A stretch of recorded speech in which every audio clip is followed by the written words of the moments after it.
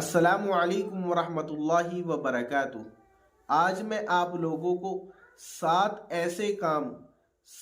ऐसी बातें बताने जा रहा हूँ कि अगर हम और आप इन बातों पर अमल कर लेंगे तो उलमा ने, फुक़हा ने और बुज़ुर्गों ने और बड़े बड़े अल्लाह वालों ने लिखा है कि जो शख्स इन 7 बातों पर अमल करेगा तो अल्लाह और फरिश्तों के यहाँ शरीफ कहलाएगा और उसके तमाम गुनाह माफ़ कर दिए जाएंगे, चाहे वो समंदर के झागों के बराबर ही क्यों ना हो।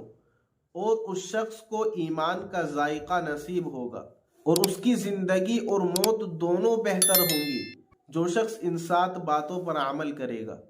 और ये 7 चीज़ें सुन्नत हैं। हमारी रोज़ाना की ज़िंदगी में ये 7 चीज़ें बहुत ज़्यादा पाई जाती हैं। आइए जानते हैं कि वो 7 चीज़ें कौन सी हैं जिनका हम सबको एहतमाम करना चाहिए। नंबर 1, किसी भी काम को करने से पहले बिस्मिल्लाह पढ़ना। आप कोई भी काम शुरू कर रहे हैं, कोई भी आप काम कर रहे हैं, घर का या जंगल का या कारोबार का, तो उसको करने से पहले बिस्मिल्लाहिर्रहमानिर्रहीम पढ़ना। और ये सुन्नत है। रसूलुल्लाह सल्लल्लाहु अलैहि वसल्लम ने ताकीद फरमाई है कि अगर आप कोई भी काम कर रहे हैं तो उसको करने से पहले बिस्मिल्लाह पढ़ लिया करें। कोई भी आप काम शुरू कर रहे हैं तो बिस्मिल्लाहिर्रहमानिर्रहीम ज़रूर पढ़ लिया करें।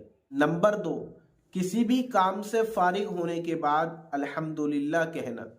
मान लीजिए कि आप कोई काम कर रहे थे, आपका वो काम पूरा हो गया, आप उस काम से फारिग हो गए, वो काम आपका कंप्लीट हो गया, तो उसके बाद अल्हम्दुलिल्लाह कहना। नंबर 3, लग़ू और गुनाह के बाद अस्तग़फिरुल्लाह कहना। मान लीजिए कि आपकी ज़बान से कोई बेहुदा बात निकल गई, आपने कोई गुनाह कर दिया, आपसे कोई गलती हो गई या आपकी ज़बान से गाली निकल गई, तो उसके फ़ौरन बाद अस्तग़फिरुल्लाह कहना। नंबर 4, मुसीबत के वक्त इन्ना लिल्लाहि व इन्ना इलैहि राजिऊन पढ़ना। मान लीजिए कि आपने कोई बुरी खबर सुनी, किसी के हादसे के बारे में सुना या कोई मुसीबत की बात सुनी, तो उस पर इन्ना लिल्लाहि व इन्ना इलैहि राजिऊन पढ़ना। तो इन्ना लिल्लाहि व इन्ना इलैहि राजिऊन कहने की आदत डालिए। ये बहुत ही 7 आज़िमुश्शान आमाल हैं जो मैं आपसे बता रहा हूँ। नंबर 5, आइंदा के लिए अगर आप कोई बात कह रहे हैं तो उसके साथ इंशाअल्लाह लगा लीजिए। जैसे आप कह रहे हैं कि भाई मैं तो डॉक्टर बनूंगा, तो आप उसके साथ इंशाअल्लाह लगा लीजिए कि मैं इंशाअल्लाह डॉक्टर बनूंगा, मैं इंशाअल्लाह वकील बनूंगा, मैं इंशाअल्लाह इंजीनियर बनूंगा, मैं इंशाअल्लाह आलिम बनूंगा। फ्यूचर में अगर आप कोई भी काम करने का इरादा रखते हैं, कोई भी अगर आप ख्वाहिश रखते हैं, तो उसके साथ इंशाअल्लाह कहने की आदत डालिए कि मैं इंशाअल्लाह 2-3 दिन के बाद दिल्ली जाऊंगा, फिर आपसे मुलाकात करूंगा। तो इंशाअल्लाह कहने की आदत डालिए। नंबर 6, नागवार बात अगर कोई आपको पेश आ रही है, मान लीजिए कि कोई ख़राब बात आपसे किसी ने कह दी या नागवार बात पेश आ जाए, तो उस पर ला हौला वला कुव्वता इल्ला बिल्लाह कहिए। जैसे आपने किसी को गाली देते हुए देख लिया या 2 लोगों को झगड़ते हुए देख लिया, तो उस पर ला हौला वला कुव्वता इल्ला बिल्लाह कहिए। नंबर 7, हर वक्त कलिमाए तौहीद का विर्द रखना।